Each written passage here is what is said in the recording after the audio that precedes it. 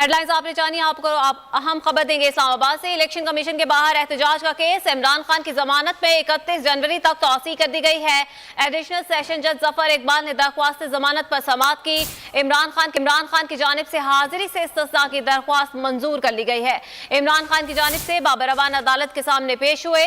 31 जनवरी को इमरान खान अदालत आ जाएंगे, उनकी जानिब से यह बताया गया। एहतशाम अली से मजीद समात जान लेते हैं। जी एहतशाम, बताइएगा। के बाहर इमरान खान की न्यायालय के बाद एक प्रोटेस्ट हुआ था। उसके बाद जो इस्लामिक नून के रहनुमा उन्होंने केस दायर किया था और उस केस के डिस्ट्रिक्ट सेशन कोर्ट जो है वो समाअत कर रहे थे आज। और इमरान खान के जो वकील बाबर अवान वो अदालत में पेश हुए और उन्होंने अदालत को बताया कि इमरान खान साहब अभी तक उन्होंने मुकम्मल रिकवर नहीं किया।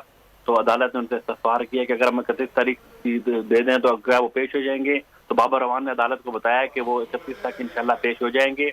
तो 31 तक जो है इलेक्शन कमीशन के बाहर जो एहतजाज हुआ उस केस की समाअत मुलतवी हो गई है। केस की जो समाअत है एडिशनल सेशन जज जफर इकबाल ने की है। 31 जनवरी तक केस की समाअत मुलतवी हो गई है। एहतशाम इस हवाले से आगाह कर रहे थे, बहुत शुक्रिया आपका।